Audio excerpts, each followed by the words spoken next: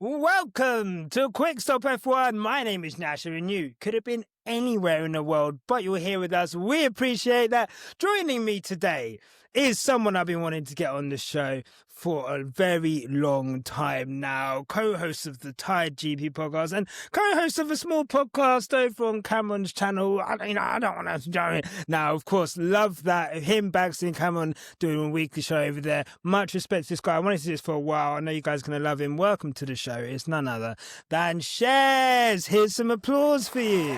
Oh, wow. Thanks. Look at that. Adulation. Right? I've been needing that, Nasha. Thanks for having me, man. You're right. It has been way too long. I've been looking forward to this as much as you have. Ah, awesome. Well, look, thank you. And look, if you guys are looking forward to this as much as we are, make sure to give the video a like, subscribe to the channel. If you're on Apple Podcast, leave us a review. If you're on Spotify, leave us a 5-star rating. And the Patreon is there if you want an ad-free stream. Thank you to all the supporters on the YouTube as well. Shez, it's a tough one because I just came from a podcast on Thursday discussing Ferrari and how much of a mess it was. And I thought today there'd be like some light touch stuff on that, but we'd be able to move on. But there was an absolute dossier, not only sent by Lewis Hamilton to the team, but just dropped on social media regarding the chaos at Ferrari. I guess for you, Shez, how do you as someone who, and I don't know, I don't want to assume, you're a Lewis Hamilton fan, right? Yeah, Oh, yeah. right. Oh, yeah. Yeah. So, how do you find, I guess, just what we're finding and what we're seeing at Ferrari so far? I mean, like, a lot of it is very unsurprising, isn't it? That this is kind of how Ferrari always operate. And like the week's news has all kind of followed one foot after the other, very predictably. Like that Capital Markets Day, declaration that we have to win, we have to do it for the fans, and then you get the usual. Oh, but are they actually going to do what needs to be done? There's then the news. I think you did a great little podcast about Christian Horner's name suddenly coming up as a potential replacement for Fred Vasseur, who's just got a contract for another year next year. It's just, and then you get Lewis again sending reams and reams of advice, and this is how it's done back to Ferrari, but this is all just a constant stream of the same thing that's been going on forever and ever and ever. And for me, it always comes back to the same old thing. I think that the management at Ferrari, and it's always been like this. They get names. They get the Fred Vasseurs, they get the Lewis Hamiltons, they get the Loic Serras, and they go, look, we've got all these people. We should have success. But then they misread the room. They don't understand that you actually have to let them do their job, not just we've got the names, therefore automatically it will work. It's childish. It's like it's not how anything works. Oh wow. Yeah. You see? No, I had to give the bomb there because it's insane. And the thing is, obviously, I think both of us, we have watched F1 for a while now. We're talking decades now, right? And you're like, yeah. Well, look, but I'm chucking us both under the bus.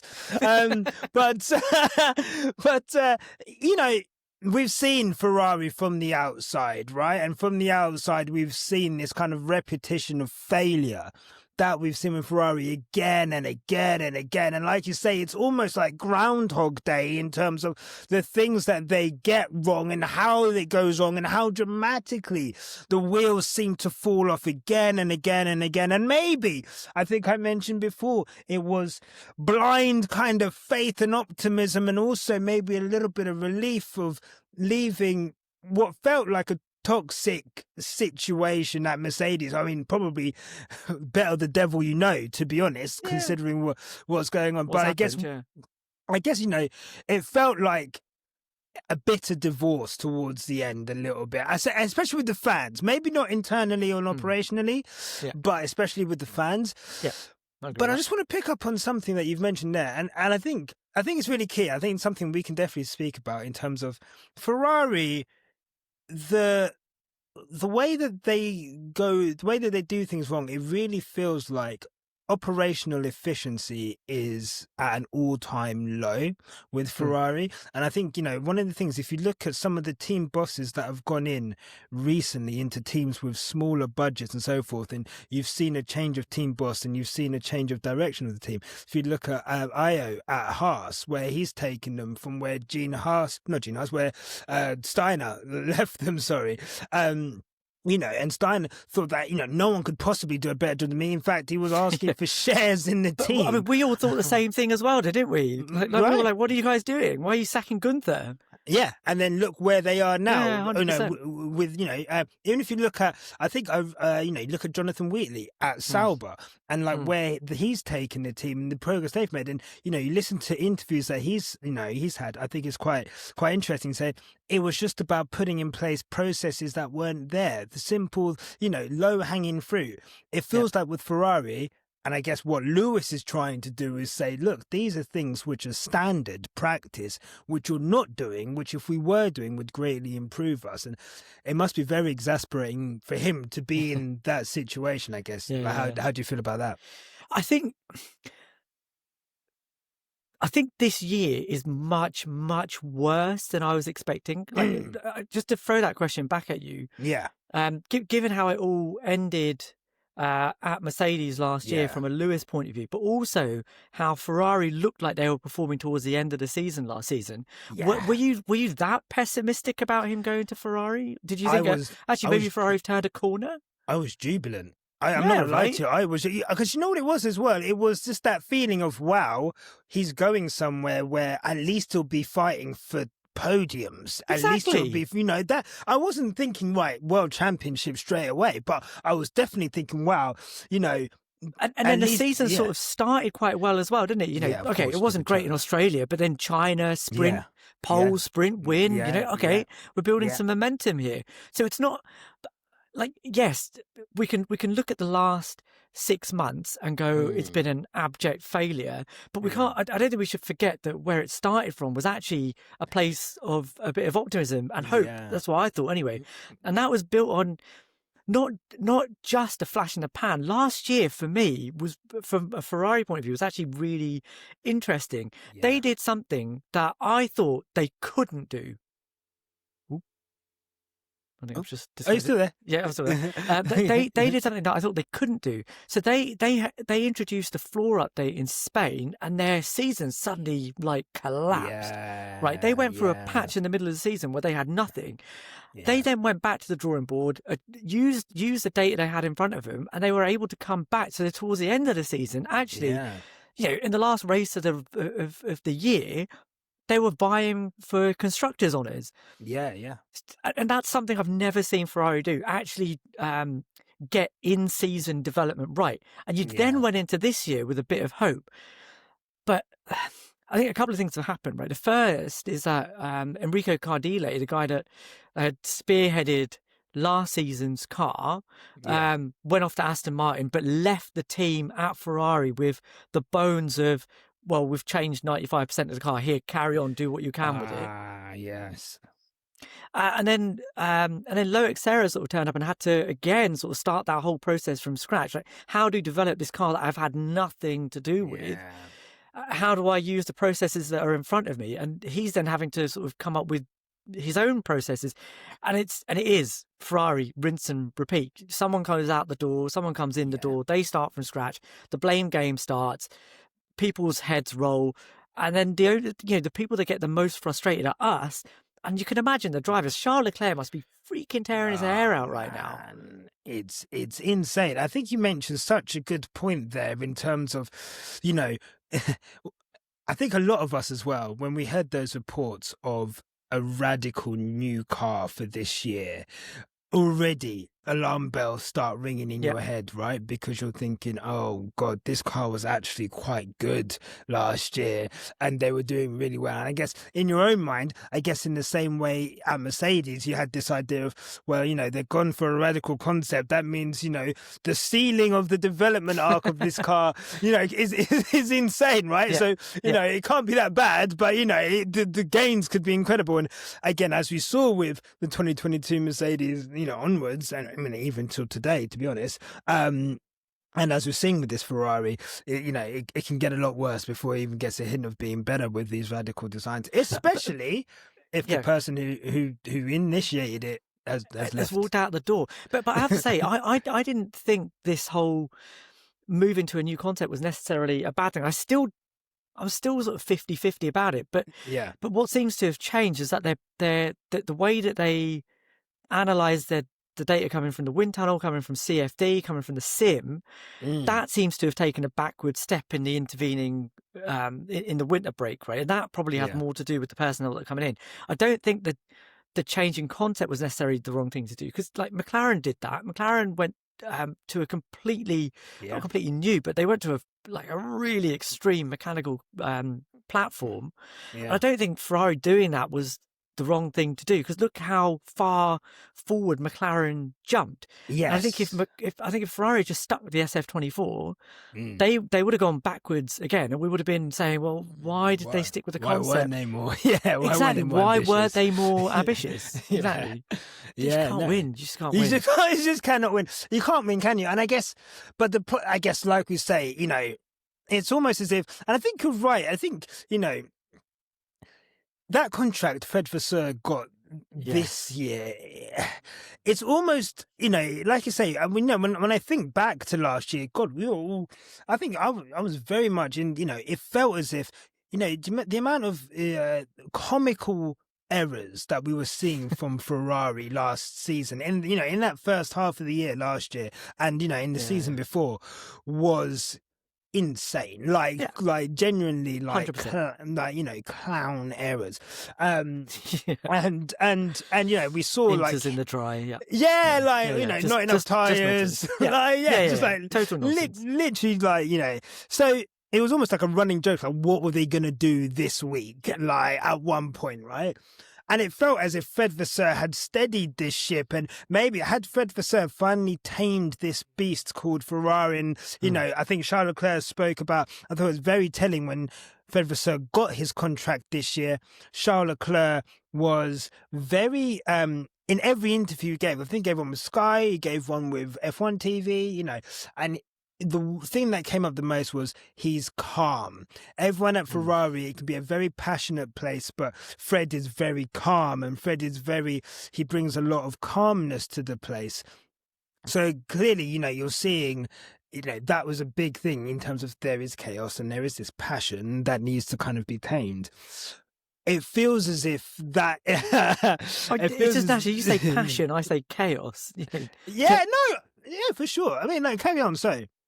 No, that was it. That's what I was going to say. No, and I think that's it, right? I think it gets labelled as this Italian passion for the brand, but really and truly it is just chaos, right? Yeah. And I think what we're seeing is, whilst there may have been a contraction of the Ferrari beast, and maybe Fred was able to tame elements of it last year, maybe this season, if we're going by briefings being given to the press, and these leaks are coming from somewhere, right? Yeah.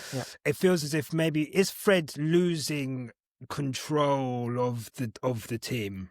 The thing is this always comes back to track performance. If you've got a decent car with good performance, it's really easy to look like you know what you're doing and stay calm and you'll have the odd Canada where you'll stick some inters on in the dry, but in general, actually, you know, Charles was putting in a lot of decent performances last year, and they were winning up until Mexico. So it's really easy to put a positive spin on things when things are going well, right? But then and especially with Ferrari, so I think I saw after Singapore, James Vowles came out and gave an appraisal of Williams' weekend. They got Yeah. disqualified out of Yeah, it was bad, qualifying. yeah. Alex Albon had a terrible race. Sainz went backwards. Then this is after they got a podium in Baku. Yeah, last week. Yeah, like the week, Right? so the race before. Yeah. But he comes at it with a very kind of honest, like, this is what happened. This is what went wrong. This is what we're going to do about it, and this is what we expect to see in the future. Yeah. Whereas with Fred, it's suddenly turned into nothing to see here. And lots of excuses. Yeah. But that, to me, comes from it comes from the same place as what we were talking about before, which is that the management at Ferrari can't seem to keep their hands off. How can Fred give an answer like James Vowles does when in the background, like you said, there's no smoke without fire? When people are saying, look, his days are numbered, his job's on the line, he's obviously going to be like, all right, I need to create a positive spin on whatever I'm seeing, even though it's utter rubbish. I'm still going to have to polish that turd as much as I can. Do you know what I mean? So I don't think you can blame him for the messaging, even though it's nonsense. I think I think messaging is so funny with Ferrari, because Ferrari is almost this thing where nothing is bigger than the team, and almost it is very much like, remember that time where Binotto was like finger shaking at Charles Leclerc, like, don't you dare I know we fucked, whatever, how you feel about this race, but don't you dare come out and blame the team for what's happened. And there's that image, and I think that's but someone's pointing their finger at Matteo as well, and in the same way, someone you're always just an employee. And the thing is that Capital Markets Day thing was really interesting to me, because it felt to me like even Elkan and Vinya felt like they were employees, like they're beholden to a bunch of shareholders. If we don't get it right, we're out. So therefore we have to put pressure on the people below. And the only way that we can do that is to say, if you're not doing a good enough job within the next 5 minutes, you're out of a job. But that's not how a Formula One team works. That is they almost treat it like a football team, you change the manager, try and get a new manager bounce, and but the problem is, a football club is a much smaller organization than a Formula One team, and the technical processes needed to guide a Formula One team, like I say, from the design to trackside operations to to the mechanics to everything, right? It's just such a large thing that, like I said, it's an oil tanker for sure. Right? You cannot just it's not an agile thing that you can just be like, overnight things will change. Yeah, exactly. So I guess I say all of that to say, obviously, I spoke about Christian Horner briefly. It's actually funny. I had that conversation before a lot of the Christian Horner stuff came out, and then literally the day I posted that clip and from the podcast, a lot of the Christian Horner stuff happened. No, not saying that F1 world is listening to me, but no, they should be. They should be. But it seems as if that seems to be gathering steam now. Whether that's just Christian Horner planting this news in the thing, whether that's just Ferrari doing that to light a fire under Vassar's bum, maybe. But I think obviously it goes back to what you said earlier at the top of this show. You said Ferrari did this thing where they hire names, and they think that's going to work. So would you think that? Now I've got you on here and you're able to kind of give your opinion on it, and there's been a bit more time, and obviously we're seeing that this is a team that I think are going to limp to the end of the season, and all of this is just going to get worse until we get to end of testing and we see is that car next year going to be up to par. I don't have much faith in that, but you'd hope so. Do you think that the hiring of Christian Horner, is that just adding? Yeah, it's just a name, isn't it? Is that just a name? It's just an ornament to stick in your cabinet. And look, let's take Christian Horner's reputation and like the way he ended at Red Bull out of this for a second. You just have to look at like what is the impact that Christian Horner could have at Ferrari. That only works if he is allowed the space to work. I grow tired of saying this, but the only times in Ferrari's history, this is why they've won 16 constructors championships, right? And the only time that those constructors championships have been won are when there's a small, close-knit team within Ferrari that are allowed to do their job as a Formula One team, do the things that F1 teams do, and have had some kind of protective barrier around them and the management. Jean Todt did it brilliantly. He just told Luca to F off. He just said, go away, mate. Let me do my job, and the results will come. And they didn't come immediately. You know, from 96 to 2000, they were gradually building up. They weren't getting the wins and the championships, but they were given the space and the time to do that, to fail. And then you know, then the good times came for them, not for us. But if you brought in Christian Horner and he was able to shield the team from the Elkans and Vignes of this world, and was able to do the things that he wants to do, then I think Ferrari could be a success. But I also think that if Fred is allowed to do what he wants to do, he's already shown last season that Ferrari can do the things that we didn't think they could do. So he is capable of leading a team that will do that. He just needs to have the space to do it. So no, yes, Christian Horner could do that, but I think Fred could do it just as well. Yeah, I think I'm in the same boat with Christian Horner in terms of, look, Christian Horner's resume is incredible, and I think if you look at that process of Red Bull buying Jaguar and going from where they were and the perception of that team and what he did and where he took them to, is insane. And I think it's almost a shame that he wasn't able to see through the powertrains idea and to kind of manage that, and for the whole Red Bull powertrains thing. And I'm so curious to see how competitive that engine is. How promising it is. That's what they're saying now. They're like, it's gone from them being not that promising to it could actually. But this is a part of the season where I think they have to start picking up their bits and pieces, don't they? It's too late now, especially if we're trying to keep Max Verstappen for next season, which we'll go on to. But I think, if they had done this before, and Christian Horner maybe hadn't fallen out with Adrian Newey, and Christian Horner was able to go to Ferrari, and in the same way Michael brought over Ross Brawn and all of and all of that. There's a big difference here, though, Nyasha. What's the difference? Tell me the difference. Horner's burnt all his bridges. Like, nobody that ever worked with him wants to come and work with him now. So that's why that doesn't work. And that's the thing, right? It's almost as if they'd done this before, like all of this had happened. Then I'd gone. But he wouldn't have moved at that point. Like, exactly. Do you know what I mean? It would have been a fantasy. You're stuck in a catch-22 situation there, I think. Yeah, no, 100%. It wasn't even and that's the thing. He is, as Ed, I think, put it quite well in the last podcast. He's damaged goods, and I actually think it's beneath Ferrari to have Christian Horner re-launder his reputation through that team. And you know what? To be fair, one thing, I guess, we're both. I guess we could speak more candidly, I guess, as Lewis Hamilton fans. I guess just from a fan perspective, having, Christian was an arch enemy for a long period of time. And, you could even argue Christian, I think, did nothing to douse the embers of what was a fierce rivalry between Max and Lewis and the fan bases. So you did the opposite. I was being very I could tell you were being polite, but I don't know why.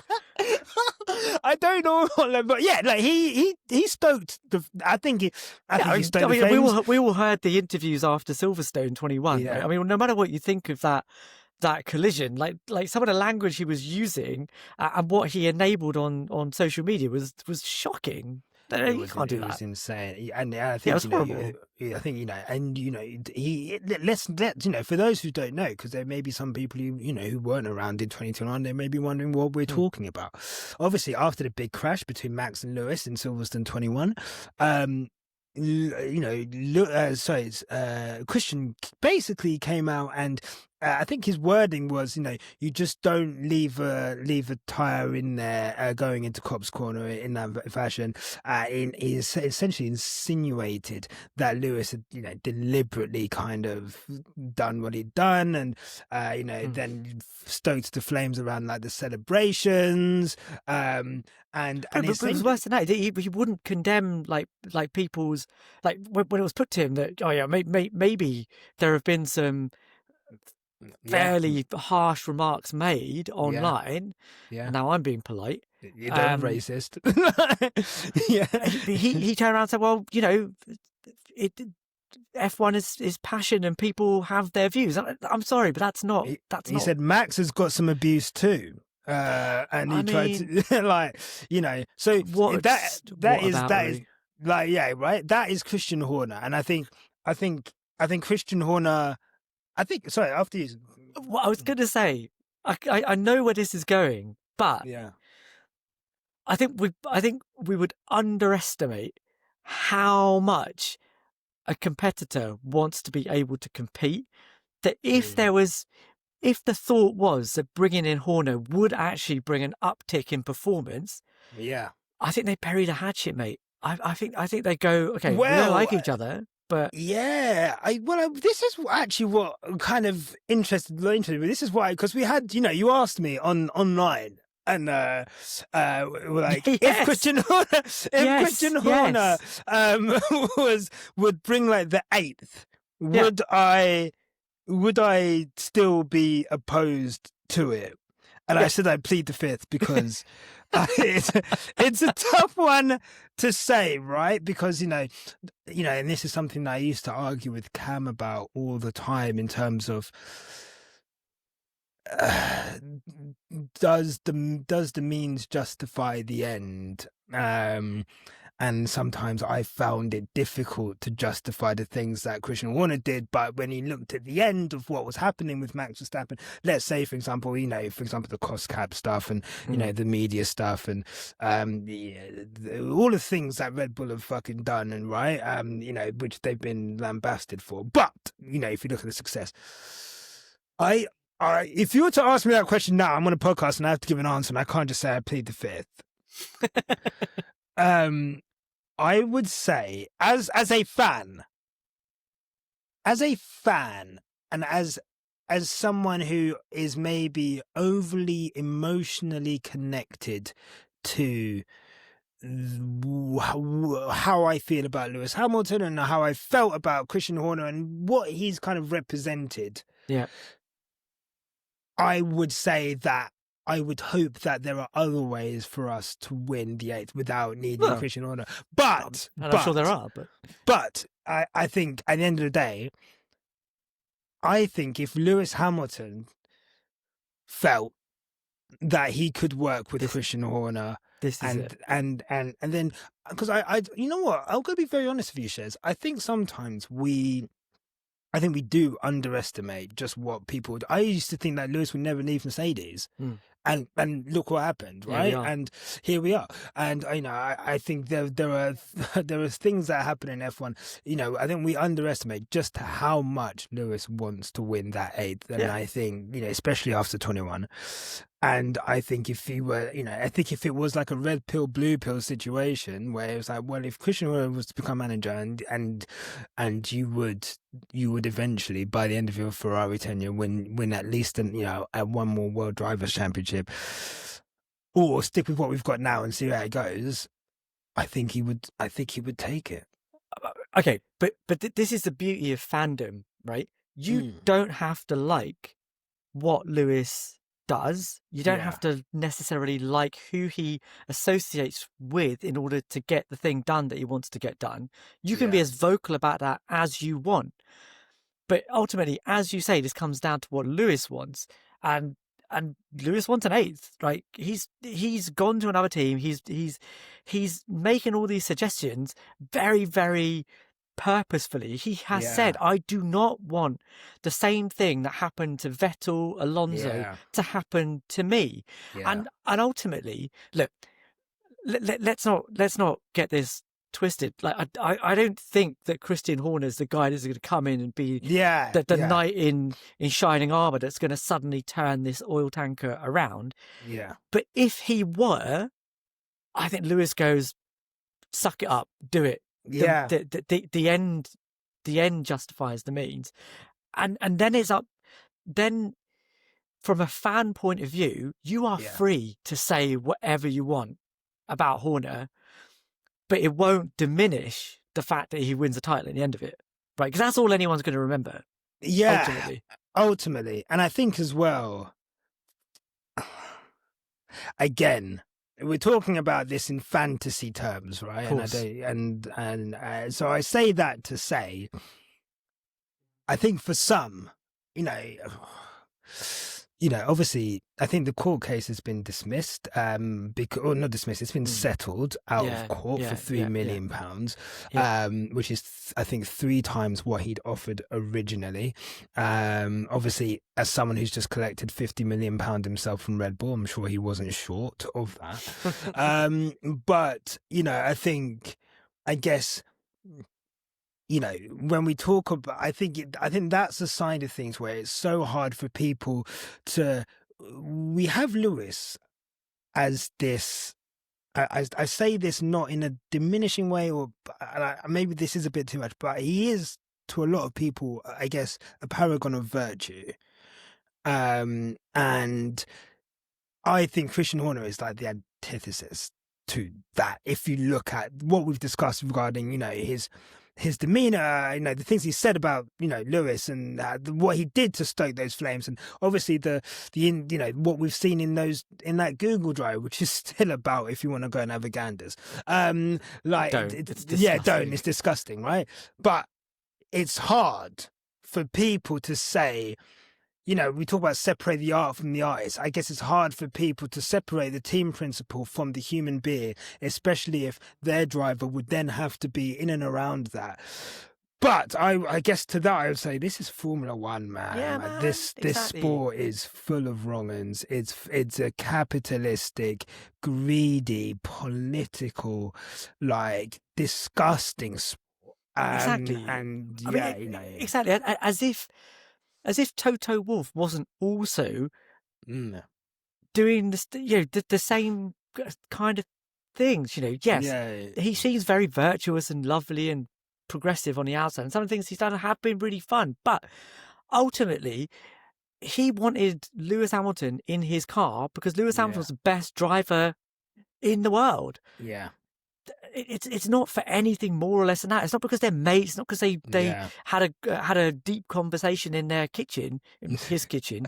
It's got nothing to do with that. It's performance, and I think that Lewis doesn't have to go out for private drinks with Christian Horner every time he turns up at work. He just needs to know that the tools that he needs are being made available to him, and that he can then go and perform like we know he can. But again, I don't think anything like that is going to happen with Christian Horner. But it's just that's how I see it. It was much more as a transactional relationship as opposed to sort of a buddy sort of. Yeah, and it really is. I think even from Ferrari, I think it would be. It's clearly a transactional kind of thing of they're gonna have to pay him an insane amount of money. They didn't even want to hire Adrian Newey because of the autonomy that Adrian Newey wanted in that team. They should, if I'm honest, they should have done that though. They should have done that. That was, I think, a big fumble, and but again, speaks to what we were talking what you were talking about in the beginning about. This is Ferrari. It's like everyone is beholden to someone. And the only time it's worked is when there was a tight group of people. And it almost felt, when I saw the rumours of Adrian Newey, I was like, okay, is this starting to... They've got Lewis Hamilton coming in. Me too. That's exactly how I thought about it as well. Is this the start of them thinking, right, we're going to bring Adrian. Adrian's going to be able to build this design and it's going to be like how he wants it. And then, are we going to start to see that? And in typical Ferrari fashion, they said no. And now he's he's at Honda and now and Aston Martin, and but that's it, because Ferrari comes with innate limitations, right? You can't offer the barn with Ferrari in the way that you can with Aston Martin, right? They're not an entity that's up for sale, and it's in Italy. I mean, I love Italy. Don't get me wrong, but it sounds like it's difficult for them to recruit the people that they necessarily want to recruit, just because it's not in the UK where everybody else is. It's a weird sport, isn't it? Where the concentration of people that you need to work on your car all live within 30, 40 miles. Bloody British bias. Yeah, bloody British bias. Actually, you know what? That's a good segue, because did I see it on the last podcast you guys done with Cam? Where was the title? British bias is. I need to text Cam about that.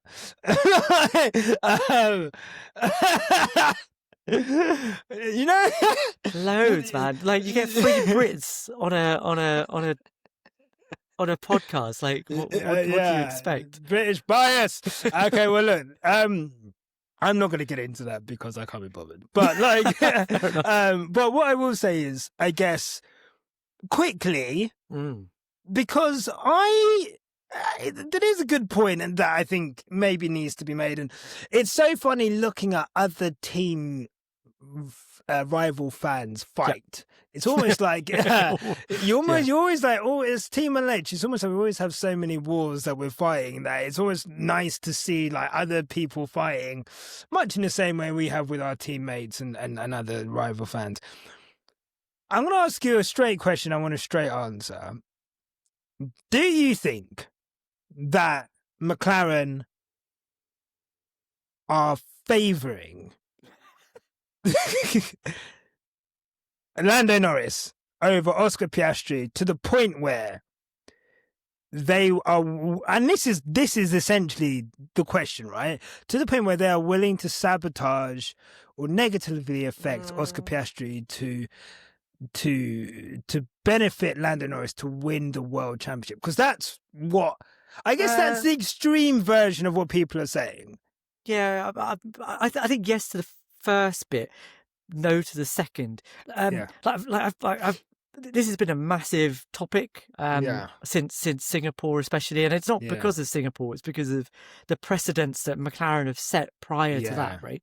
And I have to say, I never thought that a McLaren rivalry, especially with these two numpties, was actually going to be as powerfully evocative as it has been. People have just not been able to get enough, and I think one of the things that's different between what we can do here and what the established media that turn up at the paddock every weekend can say is that they might think it, they just can't say it. Right. But I've heard Andrew Benson now also kind of say, well, you could see why people think that Lando is being favoured. That's right, you can. And then you've heard Scott Mitchell and Ben Anderson say, well, McLaren have done this to themselves and now it makes them look like they're favouring Lando. Well, it's because I think underlying all of this is because they are. Not to the point where it's not as egregious as they are slowing down Oscar's pit stops, because that clearly is not what's happening. In fact, the evidence points in the other direction. I was going to say that Lando's and it's not that they're giving Oscar an old generation of parts or an older spec of this, or you don't get that front wing, or it's not that. That's not what it is. But within this framework of papaya rules, they've created a way that means that if there are questionable, controversial moments within a race, or sometimes even they're not controversial, they turn them into controversies. Then they have a way where subconsciously they're able to always favour Lando, and I think especially if you look at all of the instances that have happened this season, Australia where Oscar gets called off in the first stint, Austria, was it Austria? Yeah, in Austria, where he gets told off for attacking Oh yeah, he Lando. got told off for Hungary, when he does the same thing, but Lando's got a better strategy than him. Yeah. And then when you reverse it, and Lando actually hits Oscar twice now, right? But in Singapore, most recently, nothing gets said. There's no radio to Lando to say, mate, that's not cool. Yeah, right? You can't do that. And then you see that Monza switch of the after the pits.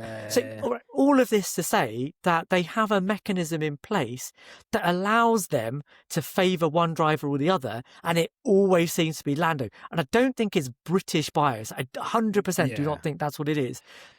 Just because the personnel that are at McLaren are, in the main, are not British, so it doesn't make any sense. But Lando's been there for years, man. He's like part of the furniture, and they'll keep going on about loyalty and like he could have gone elsewhere. He could have gone to Red Bull. Do you remember at the beginning of last year? There were overtures from them, but he stuck it out, and here we are. And I don't know if they feel like they owe him, but I think that's a load of nonsense. All they owed him was, here is a championship-winning car. Go out and do the thing. You've only got one person to beat. Yeah. Exactly. And if you're good enough to do it, you're going to do it. You don't need our help to do that. And it feels a little bit like he needs like an extra little nudge in the right direction. Well, I think this is the problem with Lando. That has been the problem with Lando. I think since what we witnessed last year, right, was that I don't know how to describe it. He's flaky. He's flaky. He doesn't have that dog in him. We've been saying this about Lando since he's been in. I mean, I can't. If you go transcribe all the Quick Stop F1 podcasts, which we've done, and just type in Lando dog, like, no, there's like how many times. I feel like it's Groundhog Day, me saying it. I'm sure Tandy said it several times. It really is. He just does not have that thing. And I think the problem with McLaren is, whilst I don't think that they are, I don't think it's British bias, whatever. But I do think, gun to Zach Brown's head, if he had a choice over who could win the title, this is it. It would 100%. be Lando. Yeah, 100%. Because Lando's the golden goose marketing wise. He's the story of him staying and, all of that, But Oscar, this really wasn't supposed to happen so quickly. Exactly. Prospect for the future. If you look at where they were last season, I mean, Lando dog walked Oscar last year. Let's be honest. Although there were flashes of what we would go on to see this season. My issue with McLaren and Papyrus, I think you've taken the words out of my mouth. It's one.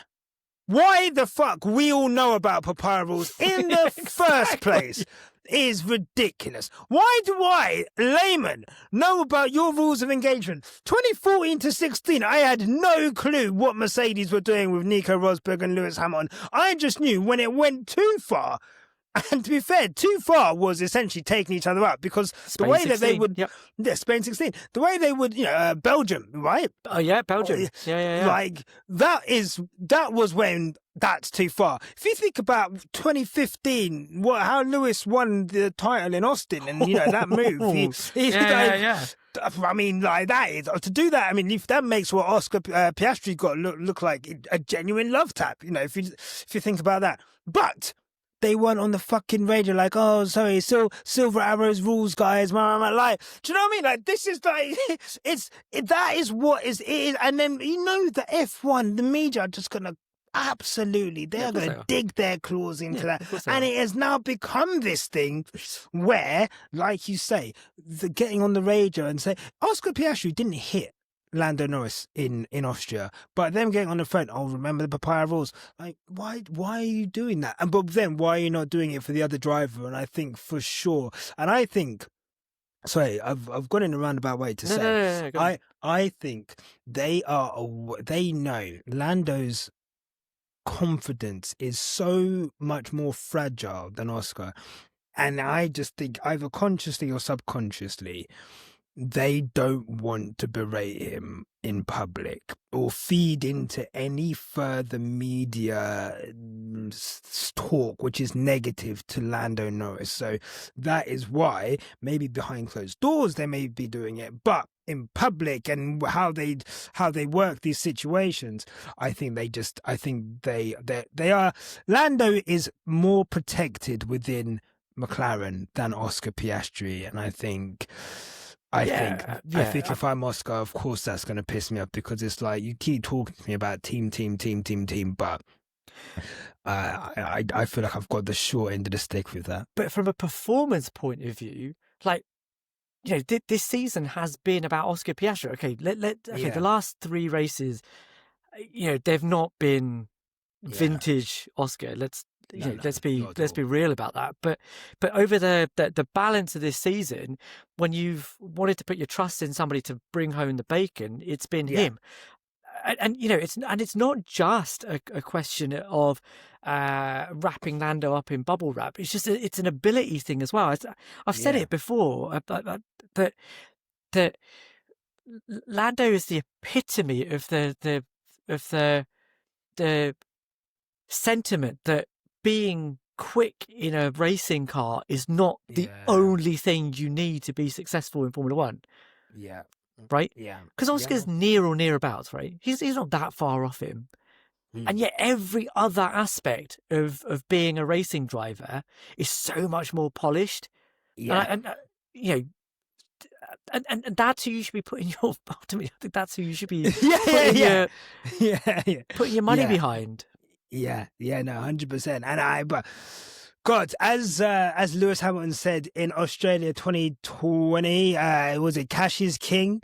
And I just can't get over the fact that McLaren have put too much into Lando and look, to He's not pretty rich make himself, you know, like that. No, he is. Look, he was not short of a few pop. Yeah. Let's not.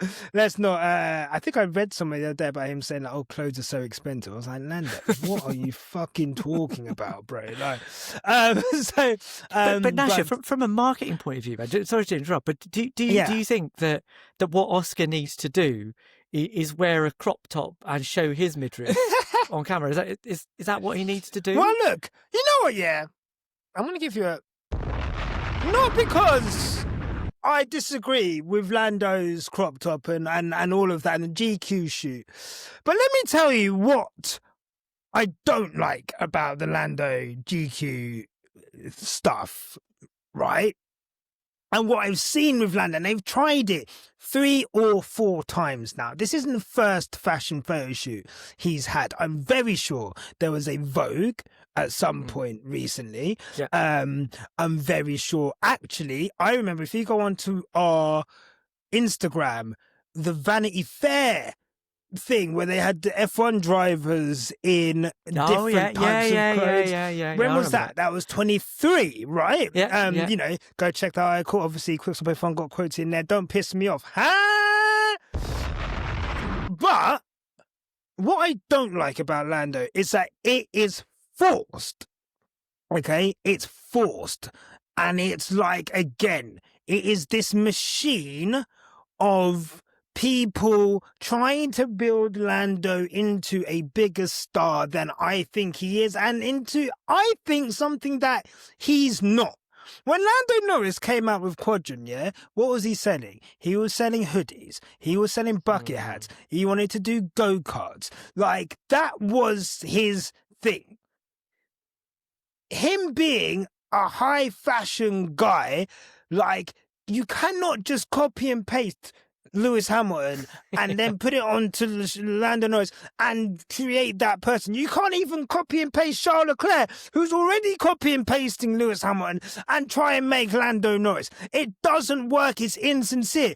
That's why people have an issue with it. It's because, yes, it's cool, and I like that you are this like person who talks about mental health. And you know what? It's actually made me look at myself and how I talk about mental health in sports, and, you know, maybe diminishing it. That was wrong. So I'll always say I take that back and I apologize. But what I had an issue with Lando and these magazine shoots is that I know it is not him, and I'm fine with him trying new things.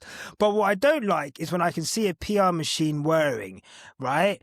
And what did Michael Jordan say in Last Dance? He said, yes, I did sell loads of, I had all these endorsements. But you know what my best endorsement was? My game. That was the best endorsement. Because if I was scoring like 2 points a night, no one would be coming in for me like this.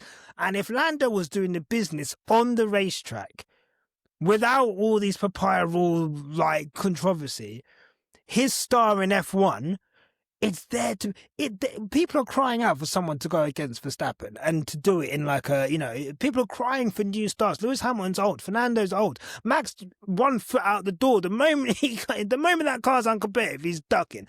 Formula One is crying out for a star. Charles Leclerc is desperate to be that guy. Ferrari is shite. And I think for me, like you say, roundabout way of saying, I think Lando Norris needs to concentrate on being the best driver in his team. The rest of that will come naturally. Don't try and build yourself up into something that at this moment in time, like, you're not that guy. And no, I find it forced. But I wonder if that is covering up a little bit of a performance deficit anyway. Like, the way I see Lando is, I feel like from last year, right, one of the excuses that we made for Lando was, he's never been in a championship battle before, right? But then neither has Oscar, not in a Formula One sense. And yet, look what he's done this year. He's just been on it from the word go. Like with Lando, it feels like he is learning how to race wheel to wheel in real time. Like, we're watching him learning how to do it. Like Miami, I think, was a perfect example where, how many attempts did he take to get past Max? And then Oscar, bang, one go, he's through. Oscar does that so much as well. Like, he's so decisive, around the clinical. Outside in Monza. How many times have I seen Oscar go past Lewis Hamilton? Even like around the outside in Australia, first race of the season. What a move. He done it to Leclerc in Monza as well this year. Right? So okay, maybe we're talking about somebody who's preternatural at going around people and racing wheel to wheel. But there's a basic competence that I feel like Lando lacks a little bit wheel to wheel, and is that mental? Do you think, or sorry, not to cut you off? Is that mental or is that ability-wise? Obviously, it's a learned skill. Like these guys have been going at it from the day they were in a car, right? Yeah, exactly. Like when you read the books about Max Verstappen coming through. The way that he learned his wheelcraft was his dad sent him out in a car, and even though he was quicker than everybody else, he'd go, all right, you go out in the wet. All right, you go out at the back of the grid and you fight your way through. You learn how to do this, so that this stuff, when you're in the heat of battle in Formula One, is not something that you're having to think about. You've done it before. This is how chess works as well, right? You learn the moves and then you play the moves. And that's what Oscar's doing. He's played these moves before, and he's now just doing what he has learned in his previous life. But Lando, it feels like, has never done that. Now, like, I'll be honest with you, I've never watched Lando. I've never watched Lando at a go-kart. Like, I don't know, like, the ins and outs of his junior career in that sense. But it feels to me like he hasn't been put in the scenarios that he finds himself in now, and I think are par for the course for a championship driver. But I think so. I think it was really telling last season, all of those crashes with Verstappen, where I felt a lot of them. Not that they could have been avoided, because sometimes you can't avoid Verstappen, right? But I feel like he was in his head, about Max being near him. I would actually argue not that Lewis got in his head in 2021 about being near Max, but there was definitely Max, he basically got Lewis. I think it was different where he got to the point where he's like, I'm not backing out of this anymore. Whereas he had to. Otherwise, it was just like ridiculous. It was like, okay, is this again learned moves? If this is how we're going racing, we're going racing like this. That's how we're going to do it. Yeah. Lando never really caught that, right? If this is how we're going racing, this is how we're going racing. And it was always like he was always on the receiving end of that. And then if you put on top of that his lack of being able to gain places or, consistently losing places at the start, I just found, again, these are things that in a title fight, like you just can't have your main rival keep, putting the pause on you in wheel-to-wheel racing, and you can't keep losing places at the start, especially to rivals. 100%. Okay, having said that, I asked this to Ed, and I guess I'll ask this to everyone. And we had a quick chat about it before we came online, and I guess what we've been discussing is probably a prelude to that. Yeah. Is Max? Do you take it seriously, Max, as a third contender for the Drivers' Championship this season? I think with how many 6 races to go? 6 races, 3 sprints. Yeah, I'd say don't count out Max Verstappen, especially now that he's got a car under him that seems to work in a variety of different conditions. And so this is what we were talking about before we came on live was that a lot of people have been talking about the fact that now that the Constructors' Championship is all tied up, that the 2 McLaren drivers would just go out and out, let's go for it. I might have to change my stance on that a little bit, just given our conversation now about Lando. Because I think if the prior rules go out the window, Oscar's just going to have Lando. But if they go gloves off and there's collisions and this, that, and the other, McLaren can't really have that. They can't let them do that because Max is not a million miles down the road, right? And all it takes is one double DNF, and suddenly like the championship picture is looking very, very different. And where you're talking about Lando not having the dog in him, to use your words, Max is like a dog chasing a bone. If there is a sniff, there is nothing that man won't do to get one up on his rivals, and he'll fight dirty, man. Like he doesn't care. He just wants to win a championship, and he has no one in his way really that's gonna sort of balk him from doing that. So they need to be. I think they need to be careful. I think they need to be really careful, and I think if there were 2 races that I don't think I would want to have to navigate, it's probably Kota and Brazil. In terms of just, it's just 2 places where you can overtake, or 2 and Brazil especially. God knows, we just don't know every year what we're going to get when we turn up. Like we have no clue, right? Whether it's weather, whether it's crashes, whether it's this, that, and the other. Like you just 100%. Don't know, do you? 100%. So. If I'm glad that we've got these 2 races coming up where it's like, wow, hopefully, because, they are, I think for me, they are I think in terms of knowing you're going to have a good race, I think, top 5 on the calendar. I think I'd put, you put Kota, Brazil, Sao Paulo, Silverstone. I used to say Bahrain, but I mean, like, that's kind of just because of the regulations. That's something great. The Hungary what are the same. Hungary. Actually, Hungary was pretty fun this year, I thought. Hungary used to be really boring. I mean, I think from like 18, 19 onwards, it started to become really good. Like, I don't know if the power units have suddenly made it like a bit more palatable. But okay, Nyasha, I've got to ask you a question, right? Okay, go on then, quickly, we had this entire conversation about Christian Horner and Red Bull and Silverstone 21 and blah blah blah. So Max Verstappen comes through and wins the 2025 championship. How does that go down with Nyasha? Yeah. Look, man, I think I've said,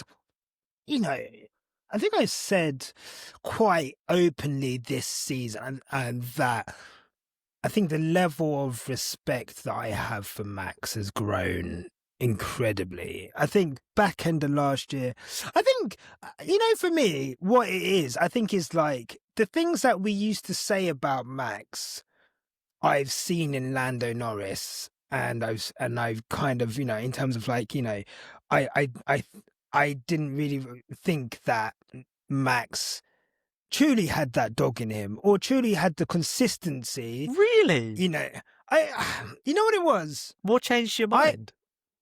I think, I, I think one, not being in a title fight with him and just being able to look at it kind of dispassionately. I think looking at, and I think obviously, I don't think it helped that. I think obviously back into 22 and then 23, it's hard to judge a driver really and truly in a ridiculously quick car. I think, I didn't feel like there was any challenge to him. And I guess at that point, I didn't respect the consistency because I just thought it was easy, right? And that's a silly thing to think for sure. But, bear with me here. I'll get to how I feel. Yeah. 24, I saw the same thing that scared me in 21. And when I then think between 21 and 20, back in the 24, the guy just does not miss. Like, I think I've seen Max, I can count on one hand, and I don't think I'm reaching 5 fingers, results that Max has thrown away. And it's just his constant ability, no matter what, to maximize absolute everything out of the car. I just gained a real newfound respect for him back end of last year in that sense. And then this year, seeing Max kind of do what he's done, some of the performances he's put out, and then seeing the contrast of, like, again, seeing what the McLaren boys are doing. And, you realise there are levels to this game. Like you say, it's not just about being quick. It's about, there's more to being an F1 driver than just being quick. And I think Max, for a long time now, has been, I think, the complete package. Now, I think there are things that I still think under pressure, I think he has the ability to will under pressure, in wheel-to-wheel combat. I think that is a big weakness of him that I think he gets a red mist. Yeah, I think in the same way that, for like football, Roy Keane got a red mist, right? But, that was almost part of his game, and, that made him who he was. So, and look, do I agree with Max Verstappen? I actually also, as a person, it sounds so bad, but, I actually quite like how dry he is. And, I think his sense of humor is actually quite good. So as a person, obviously his politics and, whatever, I don't agree with, and I don't forget some of the things that, we've had the Orange Army say to us over the years. So obviously that kind of dampens it. But,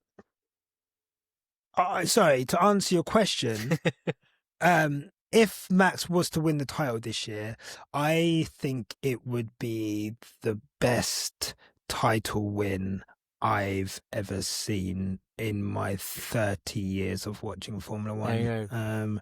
I would have to respect it as such. I think I'm trying to think of all the titles. Look, obviously Lewis 2008 was in its own way like super special, and I think that will always stay with me. And of course. And I think back as well. You can even add 2007. I watched 2012. I watched that season, and I watched, the last race. I saw where he should have won that season, but I saw where Vettel was at, in the last race of the season that year, and where he ended up getting to be able to secure it, and the drama of that race again, Sao Paulo.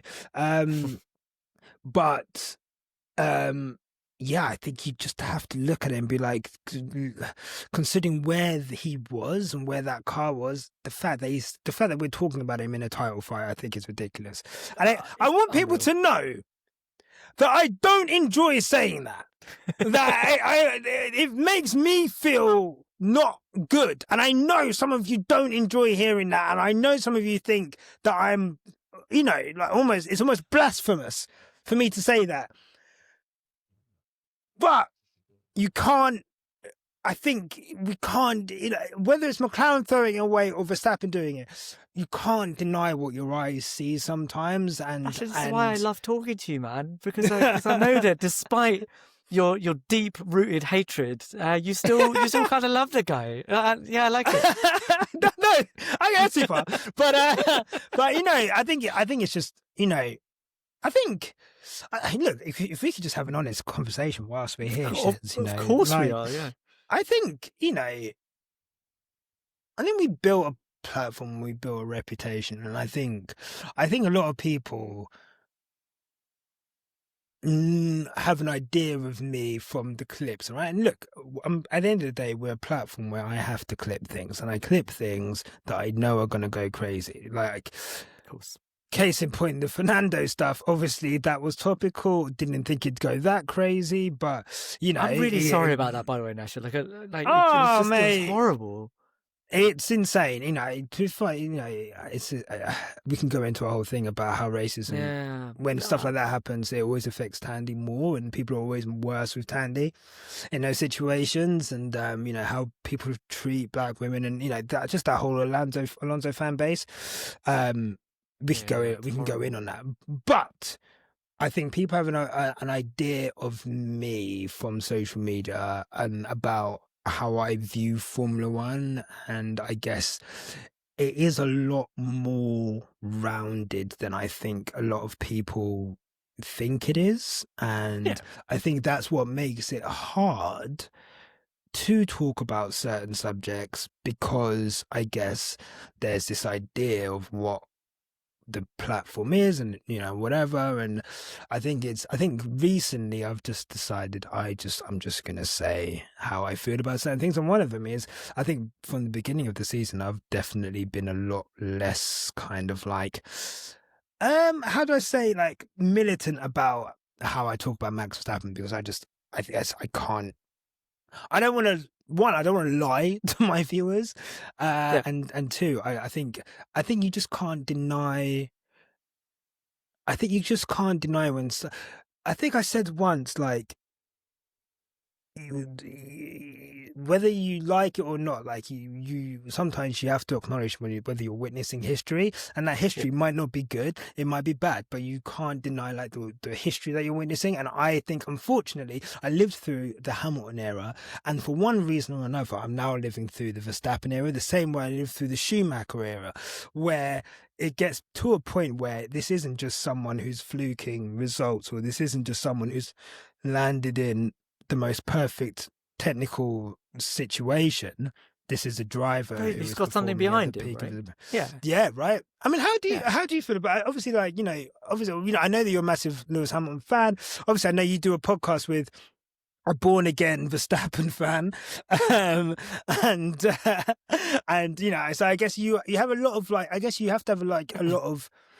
You have had a lot of verbal sparring with Cam about, the same way that I have about Verstappen. I think, fair play to Cam. He's always kind of just been quite on that level of what I see is greatness, and I'm going to support that now. I think, I think he's been able to create a bit of a community for those Verstappen fans, which is awesome for them.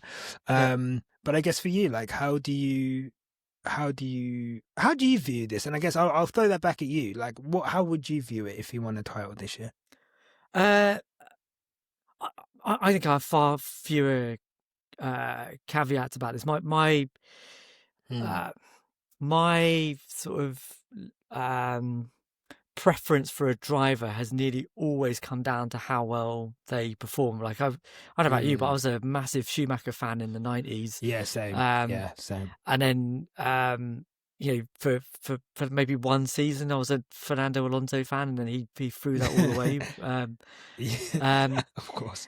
And then I was a huge Lewis fan as well. Like, in the UK, you'd call us glory hunters, and that's fine.